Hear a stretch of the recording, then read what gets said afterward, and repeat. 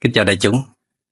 Kính chúc đại chúng luôn thật nhiều năng lượng bình an và trái tim luôn tràn đầy tình yêu thương.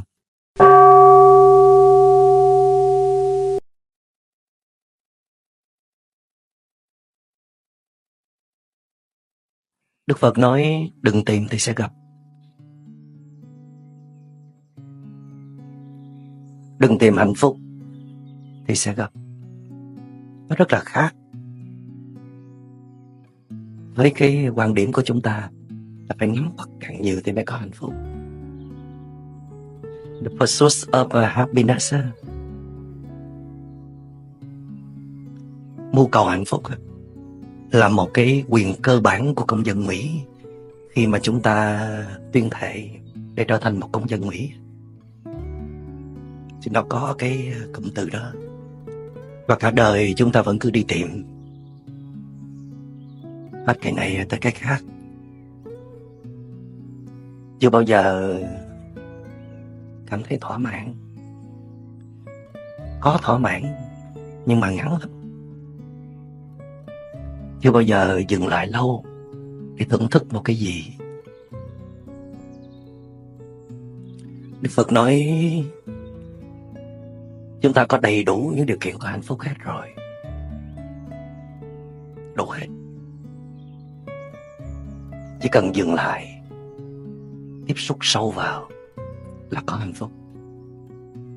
Tại vì hạnh phúc nó thuộc về tâm hồn, nó thuộc về tâm, chứ không phải tùy thuộc vào những cái giá trị ở bên ngoài.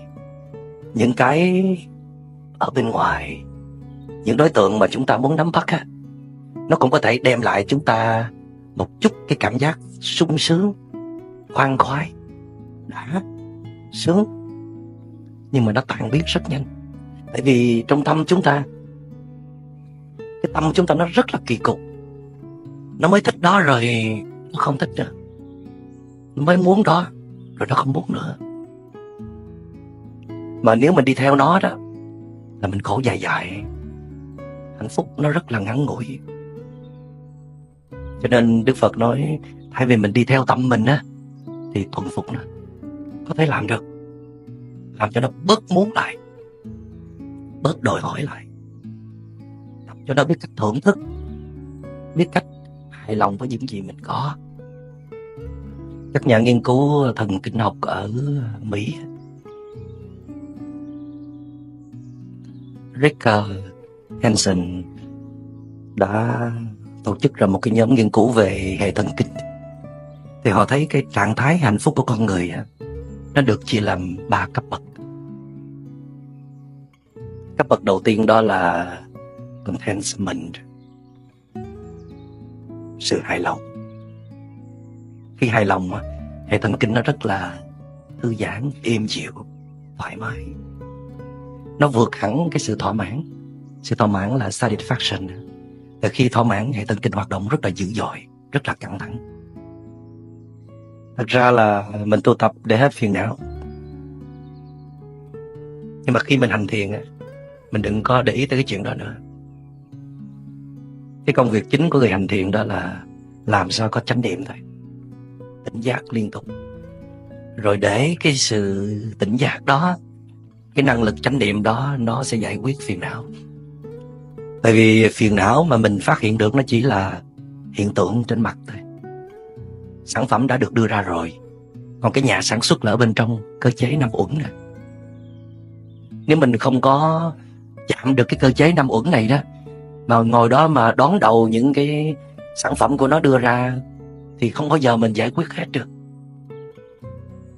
Cho nên cái hay của hành thiền đó là chúng ta không đi giải quyết những hiện tượng phiền não, mà là chúng ta xây dựng sự tỉnh giác liên tục. Khi nó đủ mạnh rồi, nó điều chỉnh cái hợp thể năm uẩn này lại, thì phiền não hết sanh khởi thôi. Chỉ có vậy.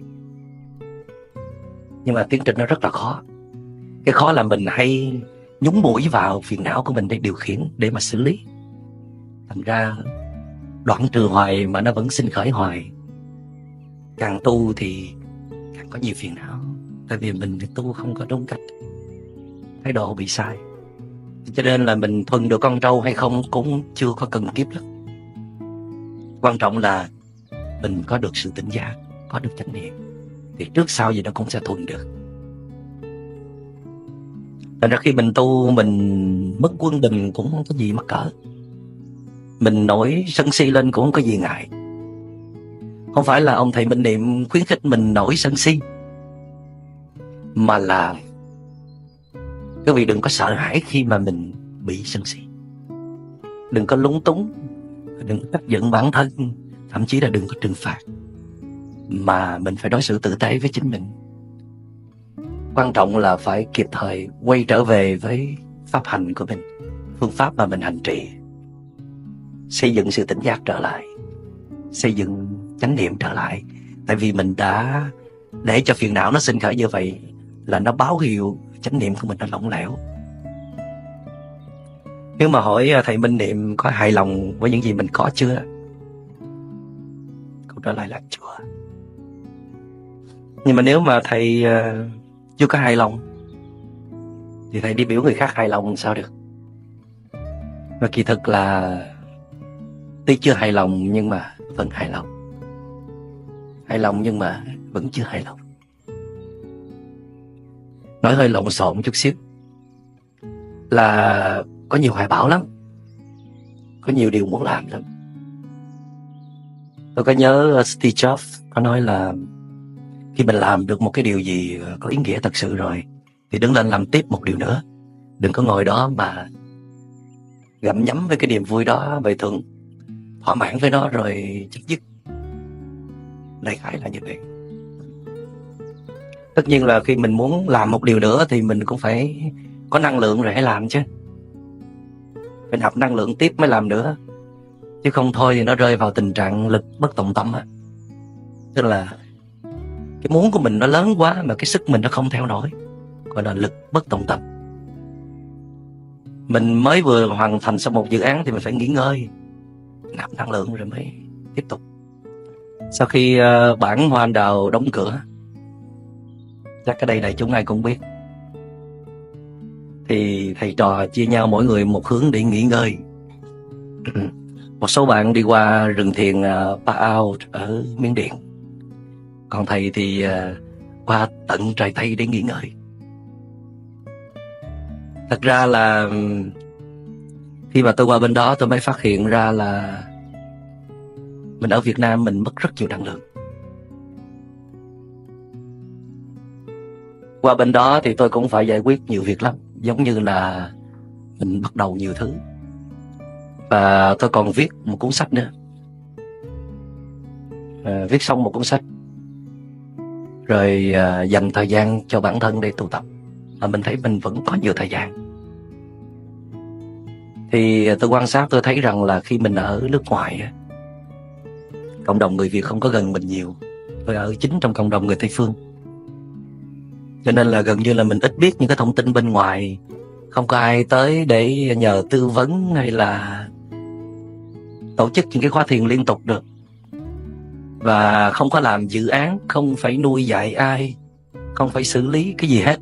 Cho nên là rất là dư năng lượng. Nên mới dám kỳ này về 3 tuần mà nói tới 20-30 bài pháp thoại. Ai về đâu bị cái trận cảm này làm tuột hết mớ năng lượng. Còn khi mình ở Việt Nam thì mình phải đương đầu giải quyết nhiều quá. Đứng mũi chịu sào cho nhiều thứ quá. Cho nên là mình mãi cho tới khi qua bên đó mình mới nhận ra thật sự là mình không còn đủ năng lượng. Chứ còn ở bên này là thấy nhưng mà thấy không rõ. Thì nói về sự tu tập á, thì tôi còn phải tu nhiều nữa. Nhưng mà rất là hài lòng với những gì mình có được. Vì khi mình thấy những gì mình có được nó cũng là duyên may nhiều hơn là cái sự nỗ lực cá nhân. Đó là tôi nói thật lòng. Những cái gì mà tôi có được trong cái đời sống tu tập của mình là nó nhờ phước của đất trời ban cho nhiều hơn là cá nhân mình nỗ lực đạt được.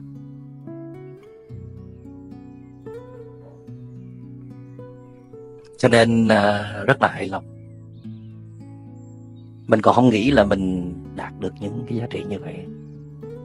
Rồi khi mà mình đem những kinh nghiệm của mình chia sẻ cho đại chúng, được đại chúng đón nhận, thực hành, có kết quả, nó ngoài cái sự mong đợi của mình, thì có gì nữa mà không hài lòng. Dĩ nhiên là mình sẽ muốn có nhiều đại chúng hơn, những cái kinh nghiệm mình được đi xa hơn. Nhưng mà tôi cũng là cái người biết tri thiên mệnh. Mặc dầu là Khổng Tử nói 50 tuổi là bạn phải tri thiên mệnh, nhưng mà tôi mới có 40 tuổi, tôi cũng đã tri thiên mệnh. Tức là biết cơ trời, biết coi trời đất như thế nào, biết nhìn xa trông rộng, biết tuân theo nguyên tắc vận hành của trời đất, biết thuận theo hoàn cảnh. Cho nên là mọi thứ nó còn tùy thuộc vào nhân duyên, chứ mình không phải đó ngồi đó muốn mà được. Nhưng mà họ có muốn không thì cũng có, nhưng mà nó không có thúc ép mình, nó không làm cho mình mất đi cái cơ hội thưởng thức những cái gì mình đang có, nó không làm cho mình mất quân bình, mất sự thư giãn. Cho nên hài lòng thì hài lòng thật, nhưng mà muốn thì vẫn còn muốn. Nhưng mà vẫn nhắc lại là không phải vì cái muốn đó mà đánh mất sự hài lòng. Cái giá trị thứ hai nữa là inner peace. Theo các nhà thần kinh học ở Mỹ, là trạng thái hạnh phúc đứng thứ hai sau cái contentment. Inner peace, bình yên đến từ bên trong. Bây giờ người Tây phương họ rất là ưa xài cái từ inner. Inner là ở bên trong á. Ví dụ như họ dùng cái từ inner power, là nội lực ở bên trong, sức mạnh ở bên trong. Thay vì họ dùng cái power. Cái power là bạn có quyền lực, bạn nói người khác phải nghe, phải vâng lời, kính trọng nể phục bạn, là bạn có power. Nhưng mà người Tây phương bây giờ chán cái đó rồi. Họ thèm được cái sức mạnh ở bên trong. Làm sao bạn làm chủ được chính bạn cả. Những ham muốn dư thừa không cần thiết, những cơn cảm xúc nhất thời, những bóng tối phiền não của bạn, làm chủ được nó mới có power thật sự. Cái đó gọi là inner power, sức mạnh ở bên trong. Mình biết chuyện đó không nên làm, mình biết điều đó nên làm cho bằng được. Đó là sức mạnh ở bên trong. Cái đó gọi là nội lực, inner power. Thì inner peace cũng vậy, là bình an đến từ bên trong. Chúng ta cũng có bình an, nhưng mà bình an đến từ bên ngoài. Người khác làm cho chúng ta an, hoàn cảnh làm cho chúng ta an. Tại vì ai cũng đối xử tử tế, công việc ổn định, mọi người yêu thương mình, không có chuyện gì xảy ra, không có trục trặc, không có biến cố, thì tâm mình nó rất là dễ an, phải không quý vị? Cái đó là cái an đến từ bên ngoài, cái an có điều kiện. Nhưng mà Đức Phật nói chúng ta có thể đạt được một cái trình độ cao hơn, đó là an từ bên trong. Đó là khi không còn muốn cái gì nữa. Ở trong kinh điển Đại Thừa nói dục an tắc an. Muốn an là an liền à. Muốn không? Sao chưa muốn? Hay là muốn chưa đủ? Có muốn mà muốn chút, muốn có 10%, 20-30% sao mà an được? Còn muốn nhiều thứ bên ngoài quá mà. Mình còn muốn người đó làm cho mình an bằng cách nói vài câu dễ thương, vuốt ve là an ngay. Mình còn thèm cái thức ăn đó quá mà, phải không? Mình còn thèm sự công nhận, sự nể phục quá mà. Thì làm sao mà mình tìm được cái an ở bên trong được? Khi mà chúng ta hướng ra ngoài để tìm cái an, thì cái cơ chế thiết lập cái bình an bên trong tự động nó sẽ tắt, không chế xuất được nữa. Khi mình chấp nhận buông bỏ những cái cảm giác hấp dẫn ở bên ngoài á, quay vào bên trong, buông bỏ sự mong cầu, an có mặt ở lập tức. Ở bên Nho gia thì có câu là tri túc đãi túc, hạ thời túc. Tri nhàn đãi nhàn, hạ thời nhàn. Muốn đầy đủ hả? Đầy đủ ngay bây giờ đi, chứ đừng có hẹn hò, biết đời nào mới đủ. Muốn nhàn hả? Muốn nhàn hạ, muốn thảnh thơi thì thảnh thơi ngay bây giờ. Chỉ cần buông cái bên trong là thảnh thơi thôi, chứ có cần thêm điều kiện nào nữa đâu. Nhưng mà mình cứ tưởng là thảnh thơi là phải giải quyết cái này cái kia xong mới thảnh thơi. Cái đó là an ở bên ngoài. An ở bên trong là không cần giải quyết gì nữa. Giải quyết nếu có thì cái bên trong này, cái mong cầu, dù là những cái mong cầu nhỏ xíu à. Ví dụ tôi đang nói với quý vị mà cái giọng nó cứ rè rè khó nghe như vậy, là bất chợt có cái muốn nó xuất hiện, muốn cho cái giọng mình nó tốt hơn, bất an ngay lập tức. Cái muốn rất là đơn giản như vậy cũng phải bỏ nữa. Tại vì mọi thứ nó còn tuân thủ theo quy luật trời đất nữa anh chi. Nhân quả, duyên sinh, có lý do của nó để nó xảy ra tự nhiên đi. Đâu nhất thiết phải can thiệp.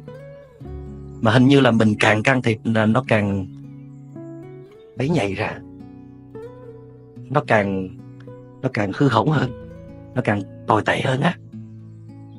Tại vì cái năng lượng của mình nó đang không có ổn. Mình nhúng mũi vào câu chuyện nào là hư câu chuyện đó. Dạy con mình nó cũng giận trở lại mình. Mặc dù mình dạy rất đúng, nhưng không có nghĩa đúng là có tác dụng. Nó còn tùy thuộc vào cái năng lượng của mình nữa. Cho nên inner peace là một cái giá trị rất là cao cấp. Cái tu luyện mới có được. Các nhà thần kinh học họ phát hiện như vậy, nhưng mà họ không biết cách làm như thế nào. May mắn là chúng ta được học rất nhiều phương pháp của Đức Phật. Trong đó có ly sanh hỷ lạc. Cứ buông bỏ là có hạnh phúc. Rồi định sanh hỷ lạc, rồi niệm sanh hỷ lạc. Cứ định tâm thì sẽ có bình an. Cứ quan sát tất cả các hiện tượng tâm lý mà không đồng nhất với nó, có bình an.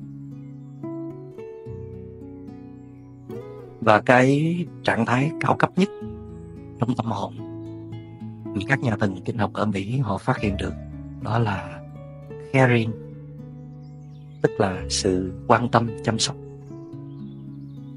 sự thương yêu, sự chia sẻ. Cái sự thỏa mãn á, nó không được xếp vào trong cái bảng hạng này, là tại vì cái sự thỏa mãn là lệ thuộc vào các đối tượng bên ngoài, chạy theo một đối tượng, cuốn vào một đối tượng, nó có đam mê, nó có nghiền ngập. Còn cái sự hài lòng á, là thưởng thức những cái gì mình đang có của mình.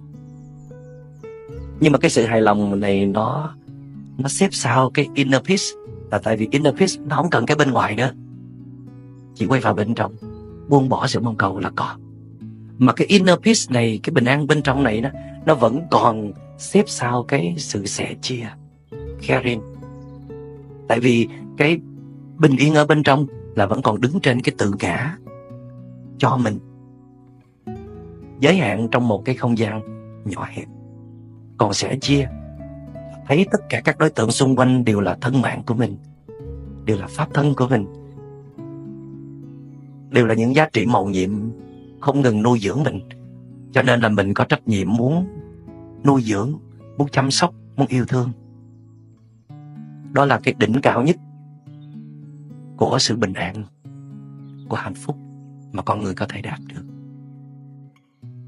Vậy thì cái sự quân bình mà tôi muốn nói kế tiếp nữa, đó là sự quân bình giữa cái tự lợi và lợi tha, giữa cái cho mình và cho người. Nhiều khi quý vị nghĩ rằng là mình đang sống vì người khác, sống vì chồng, vì con, vì cha, vì mẹ, vì công việc, vì nhân viên, vì sếp, vì khách hàng. Chưa chắc. Chúng ta cần phải xét lại. Khi mà chúng ta vì một đối tượng nào thật sự đó, thì cho dù đối tượng đó có như thế nào, thì chúng ta vẫn tiếp tục yêu thương, tiếp tục nuôi dưỡng, tiếp tục kết nối liên hệ. Nhưng mà nhìn vào sự thật có lẽ không phải là như vậy. Chúng ta yêu thương đối tượng nào cũng có điều kiện hết. Chúng ta giúp đỡ người nào cũng có điều kiện hết. Nếu mà quý vị cho rằng là Thưa thầy, con đã từng giúp đỡ một đối tượng không có điều kiện nào hết thưa thầy. Không cần họ phải báo đáp gì cho con hết, đền trả gì hết. Như vậy là không có điều kiện mà. Thì tôi vẫn nói rằng là vẫn có điều kiện. Điều kiện ngầm. Điều kiện ngầm đó là khi người đó phản công trở lại, khi người đó phản bội mình, người đó bêu xấu mình, người đó chính thức tấn công xúc phạm mình, người đó làm khổ mình, thì quý vị còn thương nổi nữa không? Còn giúp đỡ nổi nữa không? Như vậy thì điều kiện tuy không đặt ra nhưng mà vẫn hàm chứa ở bên trong. Như vậy cũng chưa hẳn là vì người đâu. Cho nên Đức Phật nói thì mình sống trong cuộc đời này thì mình phải có trách nhiệm bổn phận. Nhưng mà mình chưa đạt được tới một cái trình độ vì người hoàn toàn đâu. Nó phải trải qua một cái giai đoạn tu luyện tự lợi, phải chăm sóc tốt bản thân, chăm sóc tốt phiền não, làm chủ được cảm xúc, làm chủ được phiền não. Quá trình đó phải trải qua rất lâu quý vị. Thuần ra, làm cho con người mình nó mềm ra, nhẹ nhàng, dễ thương, nhiều năng lượng bình an. Thì khi giúp một người nào đó thì mới giúp thật sự, vì một người nào đó thì mới vì thật sự. Lúc đó mình không còn đứng trên một cái tự ngã để mà vì nữa rồi, đứng trên lòng yêu thương không điều kiện. Cho nên nếu quý vị thấy hàng ngày mình cứ chạy lăng xăng lo cho người này người nọ đó, thì phải bớt lại. Cái đó làm đang phục vụ những cái muốn của mình, phục vụ cho cảm xúc của bản ngã. Thay vì mình chăm sóc họ quá nhiều thì quý vị nên dành thời gian chăm sóc cho chính mình nhiều hơn. Câu hỏi đặt ra là như vậy có phải là một sự ích kỷ không? Câu trả lời là không. Tại vì quý vị mà chăm sóc họ ít lại và quý vị dễ thương hơn, biết lắng nghe hơn, bớt độc tài, bớt khó chịu, bớt kiểm soát. Nhiều khi họ còn thích hơn, mà họ đang cần cái đó, chứ không phải là cần quý vị chăm sóc nhiều hơn đâu. Mình chăm sóc một đối tượng nào nhiều quá mà họ sợ luôn, họ ngán luôn, mà mình không chịu dừng lại. Tại vì sao? Tại vì mình muốn mà họ không muốn. Anh ơi, cho em chăm sóc anh nghe. Không đủ rồi, cho đi mà. Không cho làm sao em chịu nổi. Không cho thì làm sao biết rằng em đang thương anh. Như vậy là mình muốn chứ bên kia ta đâu có muốn, phải không? Khi mình giúp một đối tượng nào mà đối tượng đó không có hạnh phúc, không thấy bình an, không thấy thoải mái, không thấy những giá trị lợi ích thiết thực một cách tích cực, sự giúp đỡ đó sai lầm, không có giá trị, không cần thiết, dư thừa và đưa tới những cái khổ lụy. Người thương của mình nhiều khi chỉ cần mình, vì biết gì không? Đừng làm gì hết. Không lẽ giờ họ nói như vậy thì nó cũng kỳ quá. Không lẽ họ nói rằng là ba mẹ ơi, đừng có giúp con nữa, đừng có cho con nữa, thì nó bất hiếu quá. Nói là em ơi, đừng có chăm sóc anh nữa, thì nó vô tình quá. Nhưng mà mỗi khi mình chăm sóc một người nào là mình làm khổ người đó à? Cái gì cốt thế? Là tại vì mình hay nhân danh tình thương lắm. Mình ý mình thương người đó, mình muốn làm gì mình làm, chứ mình không có biết người đó cần cái gì và không cần cái gì, phải không? Cho nên một trong những điều mà giúp quý vị cần phải cân bằng đó là, thay vì mình hỏi là bây giờ mình phải làm cái gì cho người đó, thì quý vị phải hỏi một câu rằng bây giờ mình không nên làm cái gì cho người đó, không nên nói gì, không nên làm gì. Chứ không phải lúc nào cũng phải nói cái gì hay là phải làm cái gì, phải không? Nhiều khi thiền sinh tới gặp thầy Minh Niệm, chỉ cần ngồi yên đó uống trà là đủ rồi. Không cần phải chạy lăng xăng lo bánh, lo trà, lo nước, lo trái cây, hương hoa, trà quả, nhang đèn nến gì. Không được. Mà nhiều khi Phật tử cần làm vậy, chứ không thầy không cần. Vì thầy đó đi xa về rất là mệt, chỉ muốn ngồi nghỉ thôi. Mà nhiều khi ông rẻ ông nói thôi quý vị về sớm giùm cho,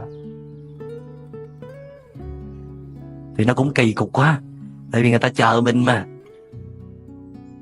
Nhưng mà trong tâm người ta có cái muốn đó, mà mình thấy được, mình thực hiện, người ta hạnh phúc vô cùng. Bây giờ mình đâu có làm gì đâu mà người ta hạnh phúc. Mà quý vị không chịu làm, mà quý vị cứ cố gắng làm chi cho người ta không có hạnh phúc. Cho nên là thương mà không có hiểu, mà nhiều khi không chịu hiểu. Hiểu rồi làm được, hiểu rồi thương không được nữa. Mà thương là một nhu cầu mà. Khi quý vị thấy thương là một nhu cầu bức thiết là nguy hiểm, là khổ nó bắt đầu xuất hiện. Thì bên kia người ta không có hứng nổi cái muốn của mình đâu. Có lúc họ rất là cần, nhưng quý vị biết là tâm con người nó cũng vô thường lắm. Có lúc nó không cần nữa, kỳ cục. Có lúc họ muốn mình chăm sóc, có lúc họ muốn để tự họ chăm sóc thôi. Mà mình quen rồi, cho nên lúc nào cũng phải được chăm sóc thì mới yên, không chăm sóc là không yên. Cho nên quý vị phải hỏi, tự hỏi với chính mình là bây giờ mình không nên làm gì để cho người kia có hạnh phúc.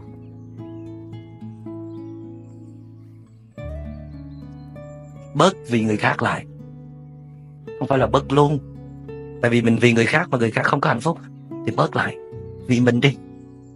Thì Phật đề nghị chúng ta tu đi, thanh tịnh tâm hồn đi, lấy bớt phiền não ra đi, rồi hãy thương người khác. Chứ đang khổ đau ê chề mà rủ rê người ta vào cuộc đời mình làm gì? Chết chung à? Chết chung cho vui.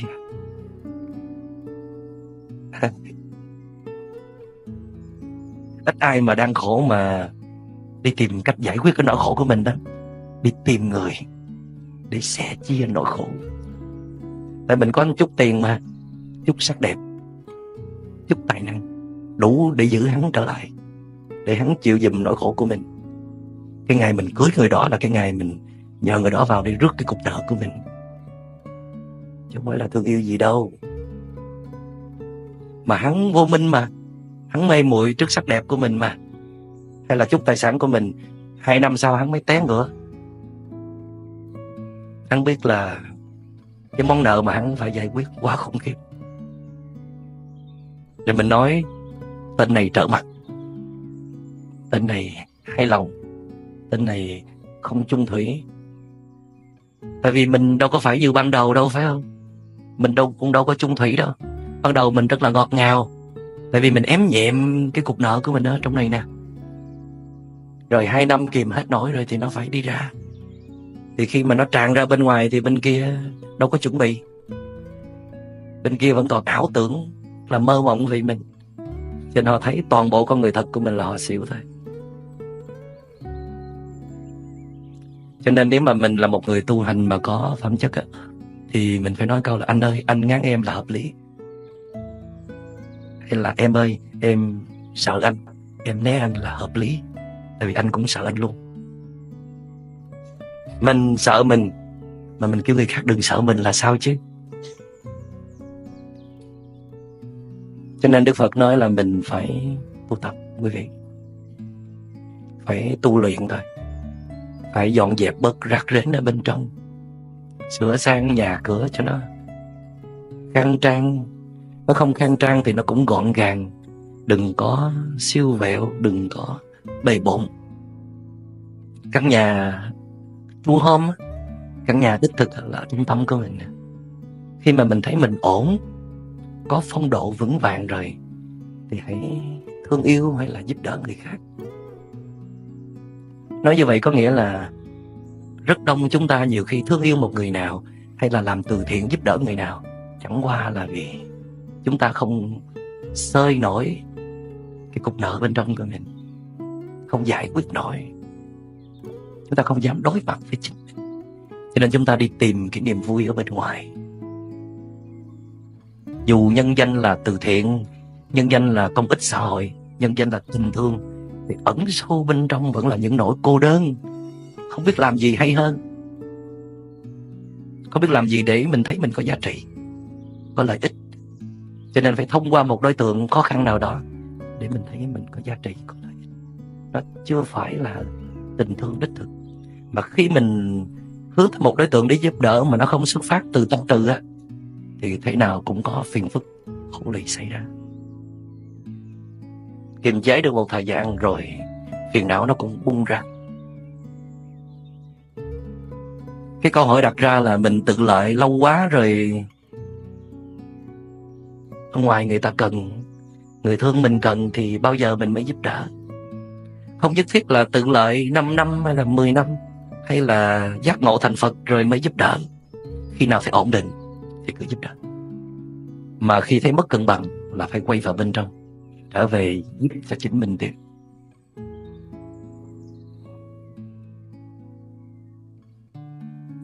Hôm nào thấy tư thái bình an, hạnh phúc thì hãy làm một điều gì đó, hoặc là hơn một điều có lợi ích cho người khác, thì chắc chắn là đó là một sự lợi ích thật sự. Còn đang khổ, đang có bão ở trong lòng, đang mất năng lượng thì làm ơn đừng giúp ai hết. Thứ nhất là không làm khổ người đó. Thứ hai, để mình đừng có hiểu lầm là mình đang là người tử tế. Mình đang là người tử tế, chưa tử tế đâu. Mong mượn người khác để mà tìm lấy niềm vui, để mà tìm sự cân bằng, để mà bớt sầu khổ, thì đó không phải là một sự tử tế. Thiền sư Triệu Châu ở Trung Hoa có nói một cái câu là bình thường tâm thì đạo. Rồi có nghe câu đó. Tâm bình thường, đó chính là đạo. Tức là mục đích sau cùng của sự tu tập theo thiền sư Triệu Châu là không phải giác ngộ thành Phật, chứng thánh gì hết, mà đó là đạt tới trình độ tâm bình thường. Nói như vậy có nghĩa là chúng ta đang không có bình thường. Vì có thừa nhận điều đó không? Sáng nắng chiều mưa, mà đầu sáng với chiều mới có phút trước phút sau là mưa nắng thay đổi, như thời tiết của Melbourne rồi. Mới vui đó rồi buồn đó, thích đó rồi không thích đó, mới thân đó rồi lại ghét đó, muốn làm đó rồi lại không muốn làm nữa. Theo thiền sư Triệu Châu, tâm bình thường á là tâm không có yêu ghét, không có phân biệt tốt với xấu nữa, thương hết mọi đối tượng, chấp nhận hết mọi hoàn cảnh. Sao làm được? Dĩ nhiên là bây giờ là không được rồi. Tu tài tử, tu sơ sơ, tu bữa đực bữa cái thì sao làm được? Toàn là nghe giảng không à, học thuộc lòng hết tất cả các bài giảng của quý thầy, mà chưa chịu hạ thủ công phu, chưa chịu thực hành mà thì sao làm được? Tại vì chúng tôi thực tập về Vipassana và dòng quán tâm, cho nên chúng tôi công việc chính của chúng tôi đó là quan sát phiền não. Đó là main job, công việc chính. Còn giải quyết những việc khác là công việc phụ. Dĩ nhiên là như tôi nói là thỉnh thoảng mình cũng quên công việc chính, biến công việc phụ thành công việc chính. Nhưng mà quên đó nhưng mà cũng nhớ lại rất nhanh. Cho nên khi mà mình quan sát phiền não á, thời gian quay vào bên trong một thời gian đủ lâu, mình có được cái inner peace thật sự, cái bình an thật sự. Mình tự tìm ra thức ăn cho chính mình. Thiền diệt vi thực mà, thức ăn đến từ thiền, thì tự dưng mình ít có nhu cầu đi tìm thức ăn ở bên ngoài. Thậm chí có một thời gian là mình không có muốn đi tìm thức ăn ở bên ngoài nữa. Tìm thức ăn bên ngoài có nghĩa là mình cần cái sự công nhận của người khác, cần sự yêu thương, cần sự nể phục, cần những điều kiện thuận lợi cần những cảm giác dễ chịu, đó là thức ăn đến từ bên ngoài.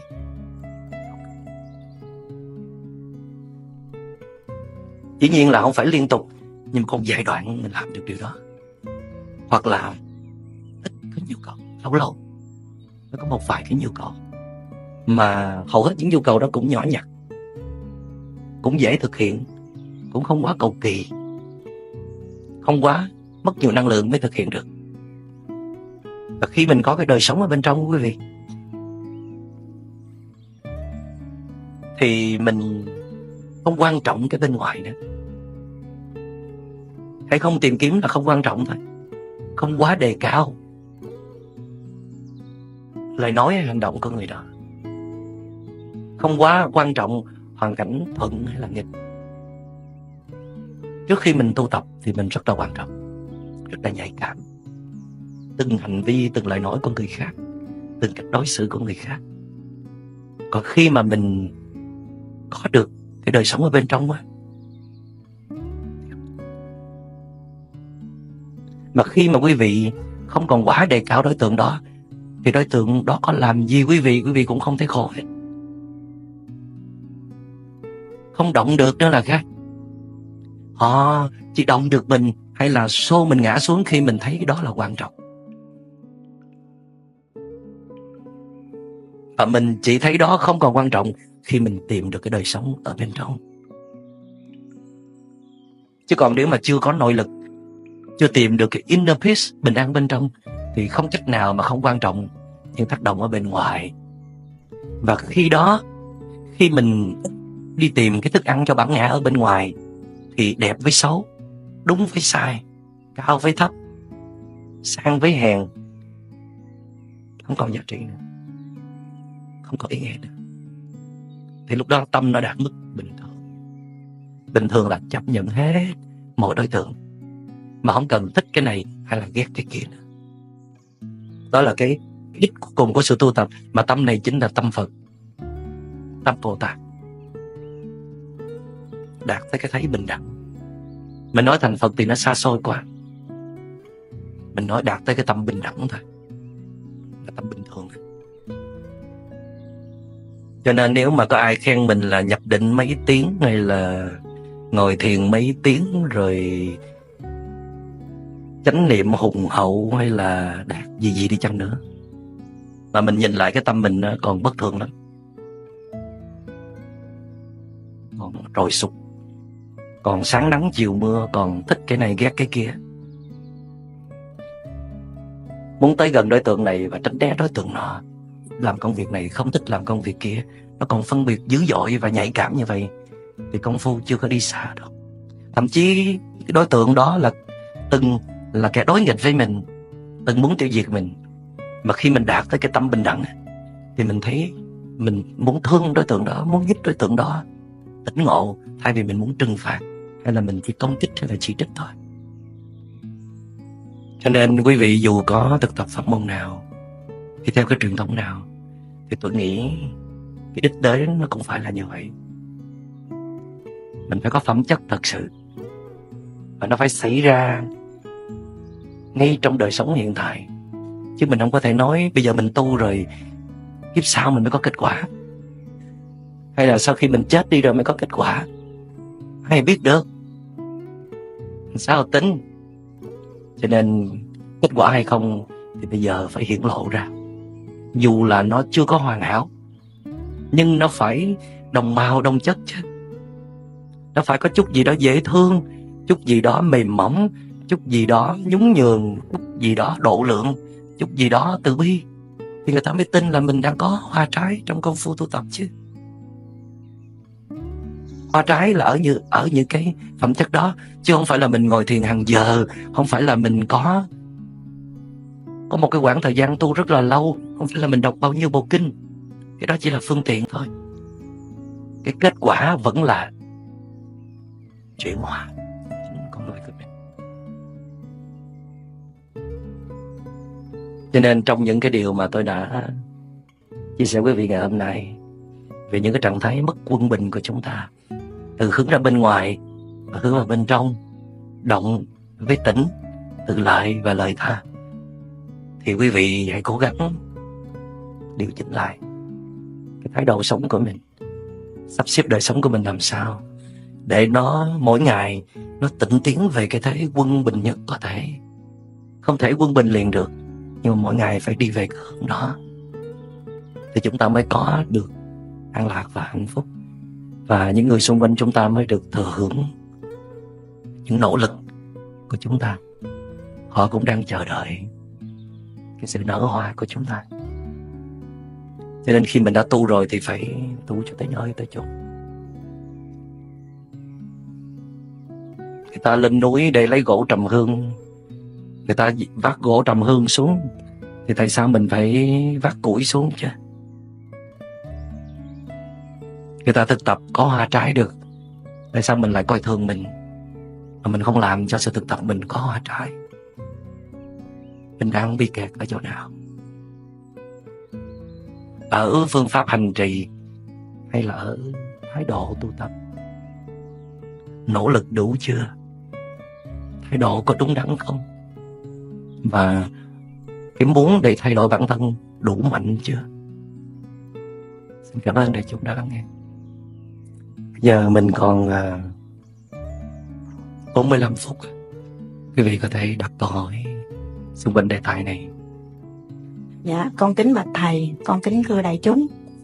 Thầy cho con được hỏi cái sự vướng mắc trong quá trình tu tập của con.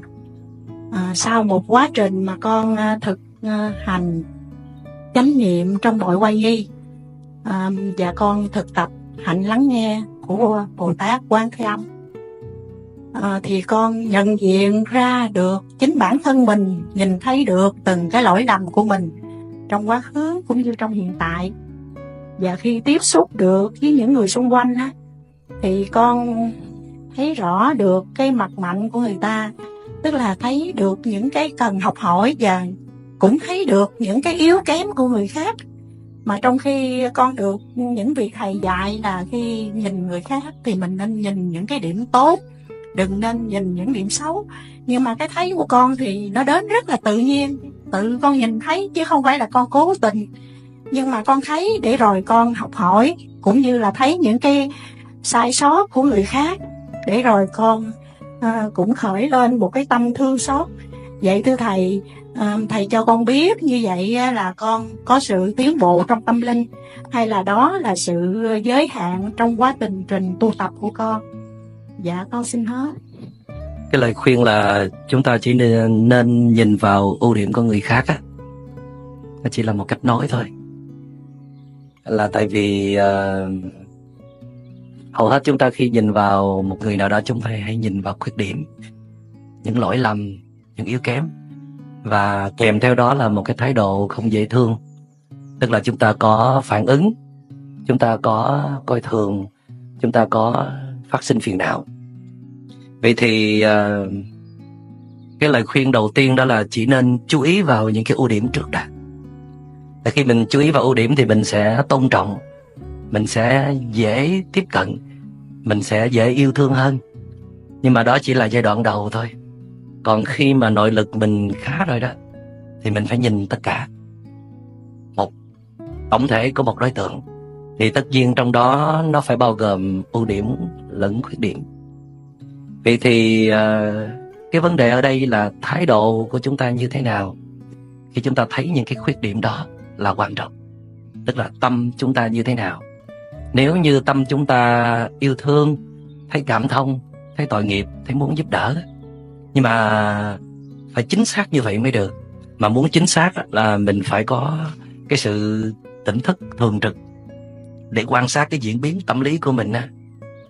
Mà nếu nó diễn ra chính xác như vậy thì mình nên tiếp tục nhìn vào những cái yếu kém người đó để giúp đỡ. Tức là mình bước qua cái giai đoạn Bồ Tát hạnh, hay là vị tha, hay là lời tha. Còn nếu mình trong tâm mình nó vẫn còn lợn cợn, vẫn còn những phản ứng, vẫn còn bực dọc, vẫn còn đòi hỏi này nọ đó, vẫn còn phê bình, nhận xét, đánh giá, thì mình nên lại tiếp tục quay về tu tập, hoặc là chỉ nhìn vào ưu điểm thôi. Giống như khi mình nhìn vào con người của mình cũng vậy. Thì cái giai đoạn ban đầu khi mà mình mất tự tin thì người ta mới khuyên mình nhìn vào những cái ưu điểm của mình thôi, những cái tài năng. Nhưng mà khi mà mình đã ổn định rồi, vững vàng rồi, thì phải thấy tổng thể, thấy toàn bộ con người của mình. Trong đó nó bao gồm luôn những cái yếu kém, những cái vụng về, những cái phiền não. Nhưng mà thái độ của mình bây giờ phải là một thái độ đúng đắn, có nghĩa là hoan hỷ chấp nhận, để rồi ôm ấp, để rồi chuyển hóa, chứ không phải để loại trừ hay là để trừng phạt nữa. Cảm ơn câu hỏi của cô.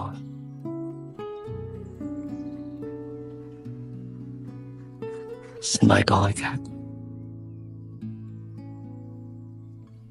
Dạ, con kính thưa thầy và kính thưa đại chúng. Dạ thưa, con thấy là trong cái quá trình đời sống của mình có thể là cái tính nhạy cảm có thể là bản chất, và có thể là quá trình sống của mình nó cũng cho mình cái sự nhạy cảm, và con thấy rằng con có chút điều đó. Nhưng mà con thấy rằng trong mấy chục năm qua, cái sự nhạy cảm của con nó cũng đem đến lợi ích, nhưng bây giờ thì con thấy rằng là có thể không lợi ích nếu sự nhạy cảm của mình nó cứ mỗi ngày một tăng. Hôm nay con xin thưa thầy, nếu như con giữ lại cái sự nhạy cảm mà vốn con đã có, thầy hướng dẫn cho con trong quá trình tu tập như thế nào với cái quá trình nhạy cảm của mình. Cảm ơn cô. Cái sự nhạy cảm trước hết là sự nắm bắt nhanh nhạy của tâm trí, để nó nhận một cái thông tin nào đó, và cái tâm trí mình làm việc rất là nhanh để nó đưa ra một cái nhận xét là có lợi hay là bất lợi cho bản ngã, và sau đó nó đưa ra một cái phản ứng cảm xúc, hay là không thích, chấp nhận hay là không chấp nhận, tiếp cận hay là không tiếp cận, thì cái đó gọi là nhạy cảm. Cái cơ chế nhạy cảm nhiều khi nó có ở trong di truyền này. Khi mình sinh ra là mình có ngay cái tính đó, nhưng mà hầu hết là do cái môi trường lớn lên, nhất là những người bị trầm cảm. Tôi chỉ đang nói tình trạng chung thôi. Những người bị trầm cảm thì rất là nhạy cảm. Tức là mình chỉ mới nhắc nhở họ thôi là họ nghĩ mình đang muốn tấn công. Chỉ nghe một cái thông tin bất lợi nào đó ở bên ngoài về thời tiết, về an ninh là người đó hoảng loạn lên, người đó nghĩ rằng sắp có chiến tranh hay là sắp động đất tới nơi rồi. Tức là cái hoạt động tâm tưởng rất là dữ dội. Họ có thể khuếch đại một thông tin lên gấp trăm ngàn lần, và xảy ra trong tích tắc, gọi là rất nhạy cảm. Mà nhạy cảm thì rất dễ đi tới tổn thương. Người dễ nhạy cảm là người dễ tổn thương, tại vì họ sống trên cái mặt cảm xúc hơn là lý trí. Cái ưu điểm của nhạy cảm đó là dễ kết nối, bắt được tần số với người khác để hiểu, để cảm thông. Tại vì họ chú trọng cái đối tượng bên ngoài hơi nhiều, quan sát hơi kỹ, cho nên nắm bắt đối tượng tương đối dễ hơn những người bình thường khác.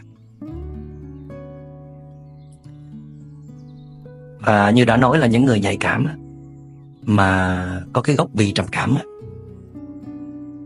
thì nhất cử nhất động của những người xung quanh họ đều nghĩ đang có ảnh hưởng tới họ, là phản ứng là dữ dội. Cái lợi ích của nhạy cảm chỉ có nhiêu đó, nhưng mà cái thiệt hại của nó thì rất là nhiều. Nhạy cảm làm cho chúng ta bất an, ít có cơ hội để sống với chính mình, sống với cảnh, với đối tượng nhiều hơn. Nhạy cảm làm cho chúng ta không có nhìn đối tượng một cách chính xác, bị tâm tưởng nó theo dệt. Và nhạy cảm nó khiến chúng ta xử lý tình huống một cách cảm xúc hơn là lý trí. Cho nên chúng ta phải biết để mà làm chủ cái tính nhạy cảm của mình. Nhưng mà nó rất là khó chứ không phải dễ.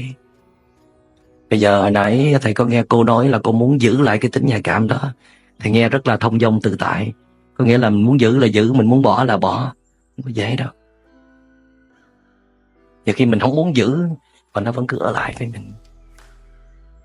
Thì cái kinh nghiệm của thầy không có gì khác hơn, đó là làm sao để mình có thể quan sát liên tục kịp thời tất cả những cái gì mà mình thu nhận được qua các giác quan á. Mắt mình thấy cái gì, tai mình nghe cái gì, lưỡi mình nếm cái gì, mũi mình ngửi cái gì, thân mình xúc chạm cái gì, ý mình đang tác ý tưởng tượng cái gì, biết hết. Và bắt đầu có những cái phản ứng bên trong, biết luôn. Quan sát những cái phản ứng đó, thì chỉ khi nào mình quan sát được nó đó thì nó mới không có lớn dậy, không có phát triển, mà nó chỉ dừng lại cái mức độ mà mình mới vừa phát hiện, hoặc là nó sẽ yếu dần dưới cái năng lượng chánh niệm hay là tỉnh thức của mình. Còn nếu mà mình không phát giác được nó, để nó hình thành suy nghĩ, lời nói và hành động, bung ra ngoài rồi thì không còn phát hiện kịp nữa. Thì cái người mà có cái di truyền là nhạy cảm rồi thì không có mất đâu. Mình cứ tu tập, cứ quay vào bên trong, cứ cắt bớt những cái sự hướng ra bên ngoài, thì tới một lúc nào đó mình sẽ sử dụng được cái tính nhạy cảm mình một cách hữu hiệu, một cách lợi ích. Còn bây giờ mình dùng cái ý chí mình để mình đàn áp á, mình tự nhắc nhở mình thôi, đừng quá nhạy cảm nữa, không đủ, không giải quyết được. Mà chỉ có cái năng lực của chánh niệm, của sự tỉnh giác, nó mới kịp thời quan sát và theo dõi được cái tiến trình của đời sống của một cái cơn nhạy cảm, thì mình mới làm chủ được nó. Dạ, mô Phật, con kính bạch thầy, con kính bạch đại chúng. Thì qua một thời gian tu tập á, thì con cảm thấy là con rất là tệ. Hồi xưa thì con thấy cái tâm con cũng được, nhưng mà bây giờ con thấy là rất là tệ, nhưng mà con lại thấy là con hạnh phúc. Thì con kính bạch thầy là thầy dạy con là giữ tâm quân bình, nó có nghĩa là con phải sống chấp nhận sự tương đối của cuộc sống, như là Đức Phật đã dạy là con đường trung đạo mình phải đi không thầy? Dạ, vâng. Xin lỗi, để thầy hỏi kỹ lại từng phần ha. Nó có nhiều cái nó hơi lạ.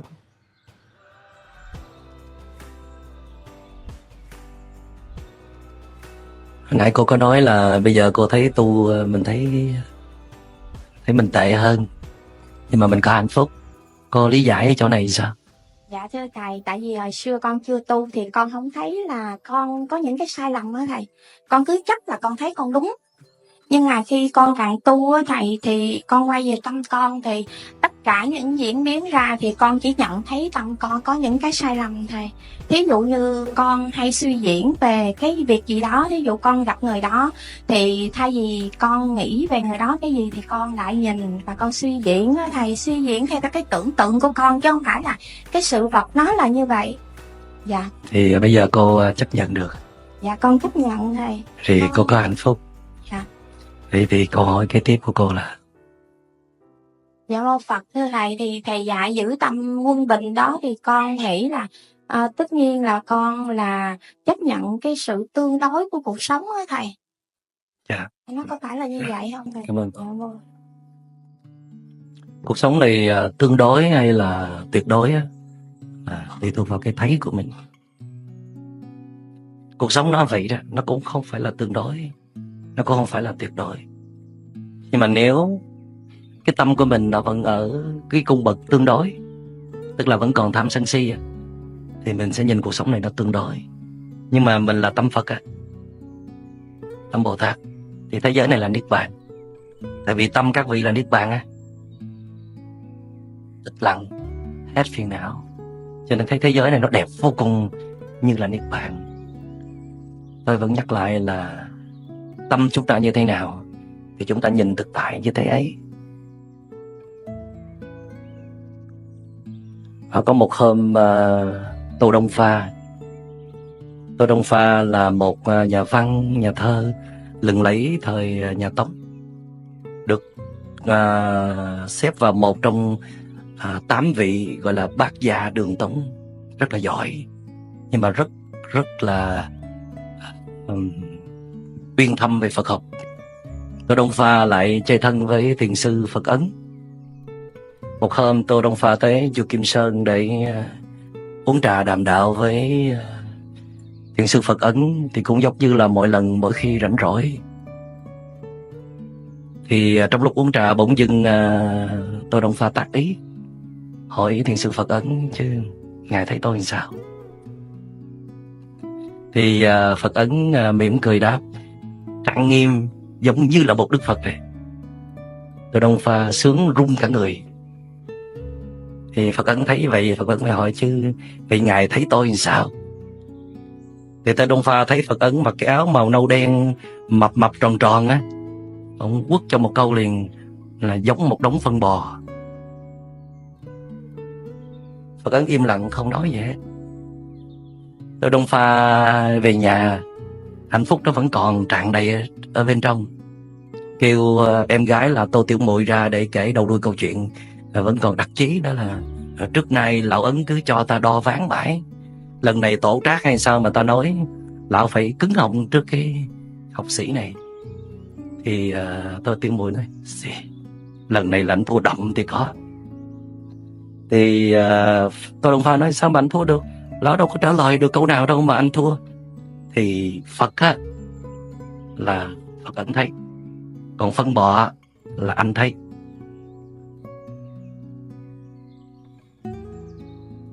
Lão Phật Ấn ông đạt tới tâm Phật, cho nên thấy ai cũng là Phật. Còn anh là tâm gì? Thì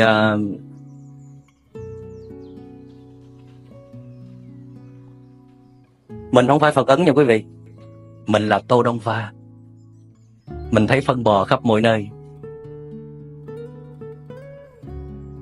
Tất cả chúng ta cũng vậy. Hãy còn phiền não là còn thấy có người khó chịu, có người đáng phải loại trừ, có người phải bị trừng phạt, có kẻ xấu xa. Thì trong cái cuốn Hiểu Về Trái Tim tôi có ghi xuống 4 câu thơ. Thì thuận theo hoàn cảnh, không buộc theo ý mình, giữ tâm không giữ cảnh, tâm bình, cảnh cũng bình. Khi mà mình quay vào bên trong đủ, tìm được đời sống bình an thật sự, thì cảnh nó còn quan trọng. Như hồi nãy có nói, tùy thuận theo hoàn cảnh. Mình chỉ tùy thuận được khi mình thấy nó có ảnh hưởng tới mình nữa, quá quan trọng nữa. Tùy thuận theo hoàn cảnh, không buộc theo ý mình, giữ tâm không giữ cảnh. Thật ra tới bây giờ tôi cũng vẫn cứ đọc cái câu thần chú đó hoài, tự nhắc nhở bản thân là giữ tâm không có giữ cảnh. Có những lúc mà mình cái chánh niệm mình không có đủ mạnh, có khuynh hướng là đề cao hoàn cảnh, thì phải tự nhắc nhở mình là giữ tâm không giữ cảnh. Tại vì khi tâm bình rồi thì nhìn cái gì nó cũng bình, tâm bình cảnh cũng bình. Xin cảm ơn con. Kính bạch thầy, kính bạch đại chúng, con đến với Phật pháp thì cũng hơi bị trễ. Tức là sau khi cũng hoàn thành hết mọi việc con cái gia đình con đến Phật pháp, nhưng mà từ khi mà con biết đến đạo Phật thì con thấy có rất nhiều cái lợi lạc trong con. Trước khi con chưa có tu thì con cũng nhiều cái nóng giận, cũng giống như thầy vừa giảng ấy, thì chăm sóc người ta quá nhiều, nhưng mà nhiều khi thì không được sự đối đãi lại thì cứ hay trách thân trách phận.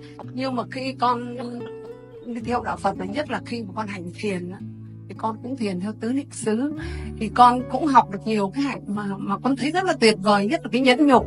Nhưng ở trong cái hạnh nhẫn nhục ấy, thí dụ như là nhẫn nhục ba la mật là có 5 thứ. Tức là người ta xúc phạm mình không có tìm cách nói lại, rồi không có tìm cách trả đũa, hay là không có tìm cách để mà trả thù người ta, hay là phải yêu thương người ta. Nhưng mà có một cái hạnh cuối cùng là thứ 5 á, là phải chủ yếu tức là phải chủ động kết thân với mấy cái người mà hại mình á. Thì mô Phật con chưa làm được cái điều này, tại vì là con không phải là con sợ là mình là thế, nhưng mà khi mà cái người ta sân si với thầy, thì khi mà mình kết thân thì người ta lại tạo cho ta khẩu nghiệp đó. Thí dụ như con không có nói những cái bạn đồng tu, mà con nói ngay trong cái hoàn cảnh trong gia đình nhà con. Cái gì ông chồng con á, không thích con đi chùa, nhưng cái chuyện con đi là chuyện của con, tức là con đi là con hoàn thành hết mọi việc con đi. Nhưng mà những lúc vui vẻ thì nghe pháp thì hai vợ chồng cũng nghe. Nhưng mà lúc ông trước khi mà con chưa tu thì ông cãi qua, ông biết nói con nói lại thì ông lại thích. Nhưng mà bây giờ con học cách nhẫn nhục, ông nói con không nói lại thì ông bảo thầy nào mà dạy cái kiểu người ta chửi vào mặt mà không cãi lại. Nhưng mà con không nói lại, con thấy im lặng không à. Ví dụ con ngồi, con lúc đấy thì con không nghe pháp nữa, mà con xem tivi, ví dụ như ông đang xem tivi thì con cũng xem cùng. Nhưng mà ông nói mình ông chán quá, ông quay ra ông bắt đầu ông chửi, bắt đầu ông nôi ra là từ hồi đi chùa nghe thầy gì mà giảng là người ta chửi vào mặt không chửi lại, thế nó vậy còn là người không? Tức là ông cố tình làm cho con là phải bật lại. Nhưng mà lúc đấy thì con nói là thôi, tại vì kiếp trước là tôi nợ ông nhiều quá, thì bây giờ ông cứ chửi tôi đi, ông chửi tôi càng nhiều thì tôi mau hết nghiệp. Ông bảo vậy là bà muốn tôi chết sớm rồi bà. Nó khổ lắm thầy. Đấy là cái trường hợp của con đó. Mà hôm nay là có thầy, vì trong cái lúc mà thầy giảng á, thầy cũng nói về cái quân bình tâm. Mà thực ra lúc trước á, con là một cái người phụ nữ mà dành cho gia đình nhiều lắm. Trước là con cũng làm cái chức vụ, nhưng mà khi con có gia đình là con dồn hết. Rồi đến lúc mà các con là dựng vợ cả chồng, con đi đến chùa, tức là xong với vợ. Thế là về cái mặt gia đình thì ông không nói được con gì hết, nhưng mà không thích con đi chùa. Nhưng mà con thì lại từ lúc biết chùa thì con lại tối nào con cũng đi, hay là con nhớ khóa tu thiền con cứ đi. Thì ông bảo là tại sao phải mê chùa, chùa có cái gì mà mê? Xin hỏi là một tuần có đi chùa mấy ngày? Dạ con thì học ba buổi học giáo lý. Còn những cái ngày mà không học giáo lý thì con đến chùa con thiền. Vậy là ngày buổi nào? Tối ạ. Vậy là ngày nào cũng đi hết phải không? Dạ buổi tối thôi. Vậy là ông chửi là phải rồi. Nhờ thầy cho con nói làm sao mà để con là thực hành được cái điều thứ 5, tức là làm sao mà kết thân với người đó. Bởi vì mỗi khi mà con làm hòa với ông đấy thì ông lại bắt đầu ông lại kiếm chuyện tiếp. Rồi, cảm ơn con. Coi như là tu được hết mọi đối tượng rồi. Còn một đối tượng duy nhất là chưa tu được phải không?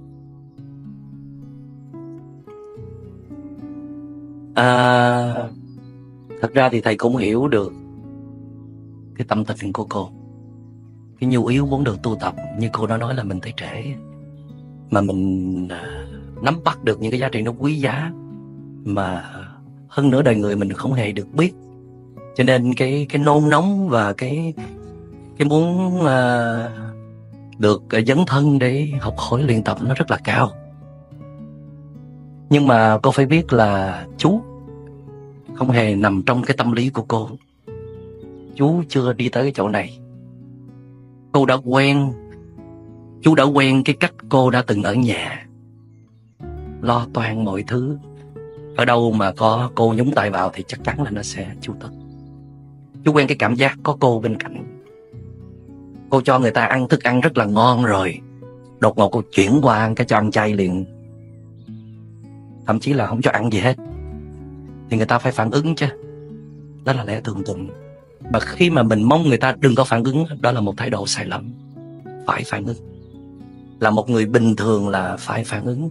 Còn khi người ta rộng lượng, người ta nghĩ về mình nhiều hơn, người ta cho mình cái cơ hội để mình tu luyện của mình đó, thì đó là người biết nghĩ.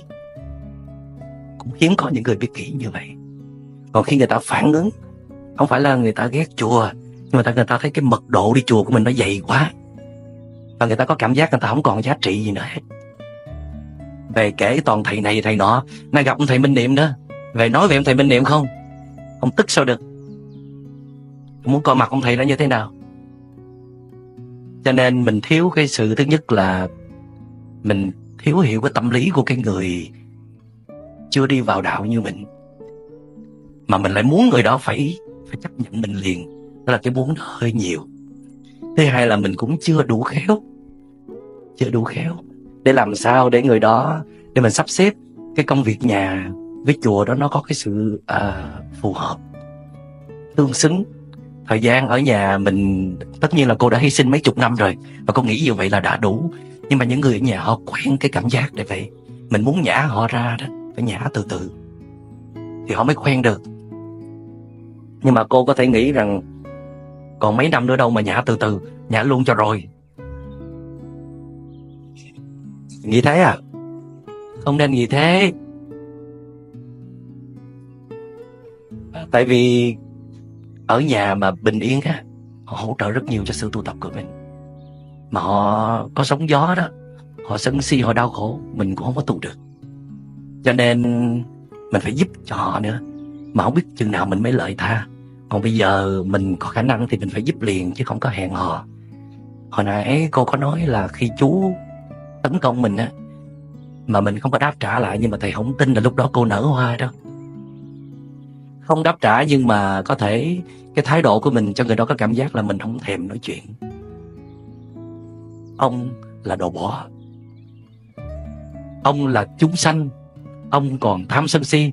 Ta là người tu hành, ta không thèm nhìn mặt mi. Mi nói mi mệt thì mi sẽ nghĩ, dù cô không có nói ra, nhưng mà cái người bên kia họ cảm nhận được mình đang xây một cái bức tường ngăn cách. Mình làm cho người đó trở nên mất giá trị dần. Chỉ có Phật Pháp Tăng mới có giá trị trong lòng của mình. Thì như vậy là mình tạo ra một cuộc xung đột, một cuộc chiến. Mình tu kết quả chưa tới đâu mà người thương mình khổ dài dài rồi. Cho nên là cô phải giữ cái sự quân bình trở lại. Thay vì mình tới chùa một tuần 7 ngày thì mình tới 4 ngày thôi. 3 ngày còn lại ở nhà trò chuyện với chú, hướng dẫn chú tu tập, chia sẻ, hay là đi chơi ở đâu đó, hay là sinh hoạt với con cháu, và mình đem cái năng lượng tu tập mình bỏ vào trong đó. Làm sao mà người thương mình nhận ra được mình đây là người có tu nè. Cái lúc mà thầy đi qua hải quan, đi từ Miến Điện trở về đây, thì thấy trong phi trường nó có treo một cái bức tranh là những cái đầu cái bút chì màu thôi, mấy chục cái bút chì màu giống nhau hết. Thì nó ghi có một câu tiếng Anh là làm sao để nhìn ra bạn. Tức là bạn phải nổi bật như thế nào đó. Về mặt hình thức thì giống như nhau hết. Thì cái gì để nhận ra bạn khác người khác? Thì ai cũng tu tập hết. Nhưng mà cái mình tu tập giỏi đó là mình độ lượng hơn, bao dung hơn. Chứ mình chỉ đạt tới cái mức là cắn răng nhẫn chịu những cái lời không dễ thương của người khác thôi. Mà mình chưa đạt tới cái mức là mở lòng ra để đón nhận sự yếu kém của họ, để giúp đỡ họ. Thì cô phải nghĩ rằng chú là cái người rất là tội nghiệp. Chú chưa được hiểu Phật Pháp, chưa được tu như mình, chưa được ngồi trực tiếp nghe các thầy giảng, chưa được giữ những khóa tu. Thì làm sao chú có một cái lối hành xử tương đương với mình được? Cho nên mình phải bước xuống. Giống như Trịnh Công Sơn nói là hãy nghiêng đời xuống, nhìn suốt một mối tình. Chỉ lặng nhìn mà không nói năng. Thì cô không nói năng, nhưng mà cái mặt nó còn hơi quạo quạo, hay là ở bên trong có sự thách thức. Nhìn với tâm từ, với tất cả sự yêu thương đó. Và mình biến chú thành một cái đối tượng để thực tập, một đề mục, một công án. Mà mình phải thắng được cái công án này, để khi mà mình có lỡ nhập Niết Bàn đi đâu đó đó viên mãn, hạnh phúc. Chứ thầy có biết cô cũng thương chú, thương gia đình lắm. Mặt ngặt con cái là bây giờ lại ham thích tu thôi. Chứ còn nếu mà mình tu mà mình để người thân mình khổ, chắc cô không có nỡ đâu. Cho nên cô phải ý thức trở lại là mình có trách nhiệm rất là nhiều đối với người thương của mình. Có bao nhiêu công phu tu tập, hãy nở hoa ra, hiến tặng cho người thương của mình.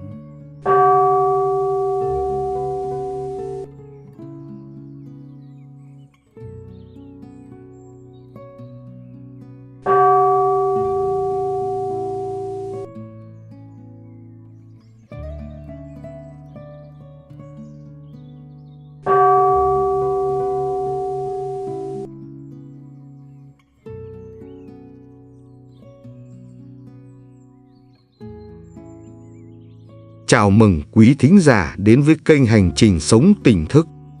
Chúng ta vừa nghe qua bài thuyết pháp thầy Minh Niệm. Sau đây, chúng ta cùng phân tích chủ đề này một cách thật dịu dàng nhưng sâu sắc. Trong cái không như ý, vẫn có một con đường nhẹ nhàng.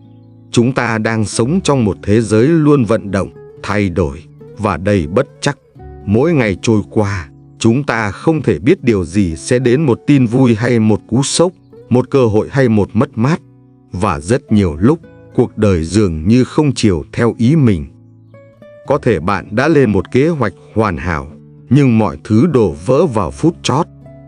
Có thể bạn đã tin tưởng một ai đó rất nhiều, nhưng rồi lại bị phản bội.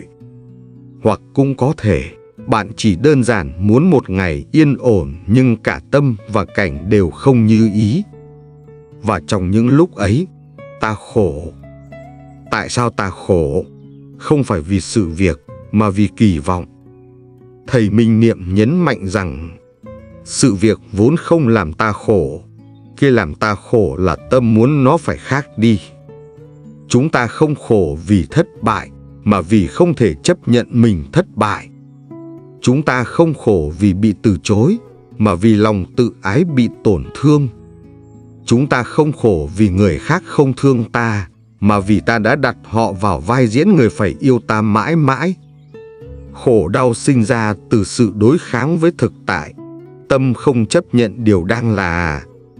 Và mỗi khi tâm kháng cự, một lớp căng thẳng, giằng xé và lo âu lại tích tụ trong lòng. Nghệ thuật buông xả, chìa khóa mở ra con đường nhẹ nhàng. Trong bài pháp thoại, Thầy Minh Niệm không dạy ta trốn chạy khổ đau. Ngược lại, Thầy mời gọi ta ôm trọn những điều không như ý bằng một trái tim rộng mở. Thay vì cố gắng đổi hoàn cảnh, hãy học cách đổi thái độ. Thay vì oán trách đời, hãy quay vào trong để làm dịu chính mình trước. Buông xả không có nghĩa là bỏ cuộc. Nó là sự buông bỏ kháng cự, thả nhẹ kỳ vọng, trả tự do cho tâm trí đang kẹt cứng trong định kiến mọi thứ phải thế này. Giống như một người đang bơi giữa dòng nước xoáy, càng vùng vẫy, càng kiệt sức. Nhưng khi buông thả thân mình theo dòng, người ấy bắt đầu trôi nhẹ nhàng và nhìn ra được hướng để bơi đến bờ. Từ tâm đối kháng đến tâm chấp nhận hành trình tỉnh thức. Thầy Minh Niệm gọi đây là hành trình từ tâm đối kháng sang tâm chấp nhận. Chấp nhận không có nghĩa là đồng tình hay cam chịu. Chấp nhận là thấy rõ điều đang là, không thêm không bớt và thở cùng nó. Ví dụ, khi ta bị phán xét, thay vì phản ứng gay gắt, ta có thể quan sát cảm giác khó chịu đang nổi lên và thở vào thở ra với lòng từ bi. Khi kế hoạch bị hủy bỏ, thay vì đổ lỗi, ta có thể thấy, đây là cơ hội để mình luyện tâm linh hoạt, kiên nhẫn hơn. Chánh niệm giúp ta đứng yên trong cơn bão. Từ bi giúp ta không kết tội mình hay người. Và trí tuệ giúp ta nhận ra mọi điều đều có lý do để đến. Cái không như ý là bài học được gửi đến đúng lúc. Bạn có từng để ý? Những bài học quan trọng nhất trong đời ta đều đến từ những trải nghiệm đau đớn nhất. Một người từng bị từ chối có thể học cách yêu thương chính mình sâu sắc hơn. Một người từng thất bại có thể học được sự khiêm hạ và bền bỉ. Một người từng mất đi có thể học cách sống trọn vẹn hơn với hiện tại. Thầy Minh Niệm nhấn mạnh, cái không như ý chính là đạo lộ con đường tâm linh đang hiện ra. Nó không làm ta lui lại mà là cơ hội để ta trưởng thành nội tâm. Làm sao để sống nhẹ nhàng khi thực tại còn đầy thách thức? Thầy đưa ra 3 bước thực hành đơn giản mà sâu sắc. 1. Nhận diện cảm xúc không chối bỏ. Bước đầu tiên là thành thật với chính mình. Thấy rõ mình đang giận, đang lo, đang buồn mà không phán xét. Cảm xúc không sai, nó chỉ là một làn sóng cần được nhận biết. 2. Buông nhẹ kỳ vọng trở về hiện tại. Thường thì ta khổ vì quá mong một điều chưa xảy ra, hoặc cứ tiếc nuối một điều đã mất. Thiền tập là trở về giây phút này, nơi chỉ cần một hơi thở đủ sâu, một bước chân chánh niệm, ta đã thấy lòng mình dịu lại. 3. Tìm lại niềm tin vào sự sống, tin vào tiến trình chữa lành. Dù bạn đang ở trong giai đoạn tối tăm nhất, hãy tin rằng ánh sáng vẫn ở đó, không bao giờ rời bỏ bạn. Chỉ cần bạn không đóng cửa lòng mình lại. Quý vị thân mến, trong cái không như ý bạn không cần cố tỏ ra mạnh mẽ. Bạn chỉ cần trung thực với chính mình, yêu thương bản thân hơn và thở đều đặn để trái tim mình không đóng lại. Hạnh phúc không nằm ở việc mọi thứ hoàn hảo. Hạnh phúc bắt đầu khi bạn cho phép mình sống nhẹ nhàng giữa những điều chưa hoàn hảo. Hãy sống như một đóa sen giữa bùn, không oán trách bùn mà cảm ơn bùn đã giúp mình nở hoa. Bây giờ, xin mời các bạn cùng bước vào 5 câu chuyện nhỏ để hiểu sâu hơn thông điệp trong cái không như ý. Vẫn có một con đường nhẹ nhàng. Câu chuyện Người mù và ngọn đèn dầu. Trên con đường đất nhỏ dẫn về làng quê vắng, có một ông lão mù sống một mình. Mỗi đêm, ông đều đi đến chùa làng để nghe tụng kinh. Kỳ lạ thay, dù không thể thấy gì, ông vẫn luôn mang theo một ngọn đèn dầu leo lét, gió thổi nhẹ cũng có thể tắt. Một đêm nọ, một người đi đường trẻ tuổi thấy ông từ xa và thốt lên: "Ông ơi, ông mù mà cũng mang đèn à? Có ích gì đâu." Ông lão mỉm cười, ánh mắt như có thể nhìn thấu tim người kia. "Tôi không mang đèn để nhìn đường, tôi mang đèn để người khác khỏi va vào tôi." Người kia sững lại, cúi đầu im lặng rất lâu. Thiền vị của câu chuyện: trong cái không như ý mất đi ánh sáng đôi mắt ông vẫn không kháng cự số phận, không than thân trách đời. Thay vào đó, ông sống với trái tim từ bi và cái nhìn rộng lớn, ngay cả khi bản thân không thấy, vẫn giữ sự sáng cho người khác. Gợi ý thực hành: khi bạn đang tổn thương hay gặp nghịch cảnh, hãy hỏi: tôi vẫn có thể sống nhẹ nhàng và nâng đỡ người khác thế nào? Chánh niệm không chỉ để tự cứu mình, mà còn là ngọn đèn cho người quanh ta. Câu chuyện tấm gương nứt và đứa trẻ. Ngày nọ, đứa cháu gái 6 tuổi của ông nội làm vỡ chiếc gương cổ quý giá, món đồ gia truyền đã được gìn giữ mấy đời. Mảnh gương vỡ khắp nền, ánh mắt đứa trẻ lộ rõ sự sợ hãi. Nó cúi gằm, run rẩy. Nhưng ông chỉ bước vào, ngồi xuống bên cạnh, nhặt từng mảnh gương và nói: gương thì có thể nứt, nhưng ánh sáng trong lòng con đừng bao giờ vỡ. Đứa trẻ òa khóc, nhưng không phải vì sợ, mà vì được thấu hiểu và tha thứ.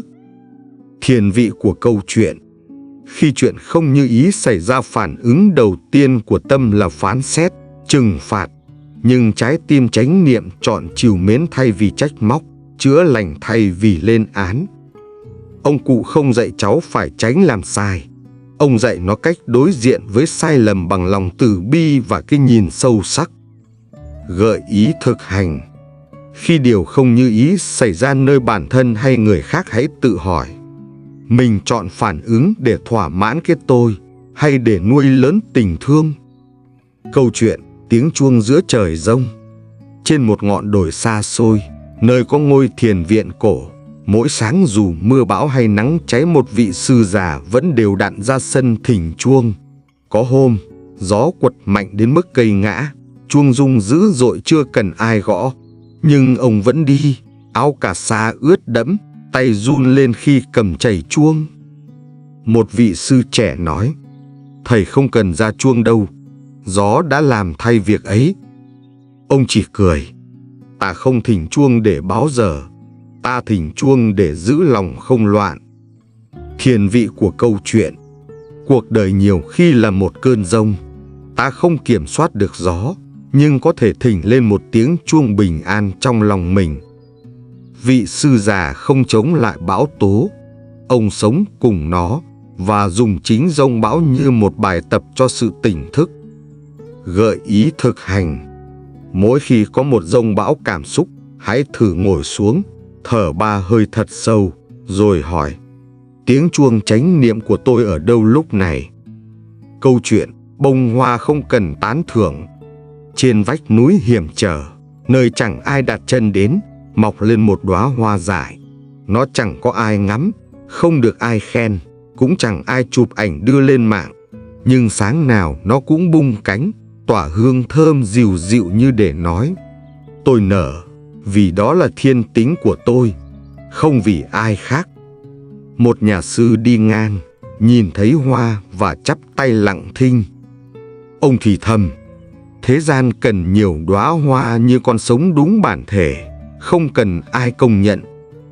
Thiền vị của câu chuyện: trong đời, ta thường khổ vì thiếu sự công nhận, vì bị phớt lờ, vì không ai hiểu mình. Nhưng hoa không cần khán giả để nở. Người tỉnh thức là người làm điều đúng không vì khen, không vì sợ bị chê. Gợi ý thực hành: khi bạn làm điều tử tế mà không ai biết, hãy nhớ, đóa hoa không cần ánh mắt để biết mình đẹp, tâm mình biết là đủ. Câu chuyện giọt nước cuối cùng trong cơn hạn. Một làng nhỏ bên triền núi trải qua một mùa hạn hán kéo dài. Nước cạn, đất nứt nẻ. Trong một chiếc lu, chỉ còn lại đúng một giọt nước cuối cùng. Người trưởng làng già gầy và yếu được phép giữ giọt nước ấy. Ai cũng tưởng ông sẽ uống, nhưng ông mang nó ra vườn, tưới vào gốc cây cổ thụ đang chết khô. Mọi người sững sờ. Ông nói, nếu ta uống, ta sống 1 ngày, nhưng nếu cây sống, làng có bóng mát và niềm hy vọng. Tối hôm đó, trời đổ cơn mưa rất to. Cả làng vui mừng vì có nước. Thiền vị của câu chuyện: trong lúc tuyệt vọng nhất, hành động đầy từ bi là cánh cửa mở ra điều kỳ diệu. Người trưởng làng không sống vì bản năng sinh tồn, mà sống bằng tâm rộng lớn, biết hiến tặng cái cuối cùng của mình cho một điều cao cả hơn. Gợi ý thực hành: khi bạn chẳng còn gì, hãy tự hỏi, tôi vẫn có thể chia sẻ điều gì để khơi dậy hy vọng cho người khác. Kết phần: bạn không cần đi đâu xa, chỉ cần thở, buông nhẹ kỳ vọng và bước chậm lại. Con đường nhẹ nhàng luôn có đó, đợi bạn quay về. Dù bạn đang đi qua điều không như ý nào trong cuộc đời, hãy tin rằng vẫn luôn có một con đường nhẹ nhàng phía trước nếu bạn chọn đi bằng tâm vững chãi và lòng rộng mở. Hành trình sống tỉnh thức không hứa hẹn sẽ luôn dễ dàng, nhưng sẽ luôn sâu sắc, đủ đầy và an nhiên. Cảm ơn bạn đã lắng nghe. Hẹn gặp lại bạn trong các tập podcast tiếp theo từ Hành trình sống tỉnh thức.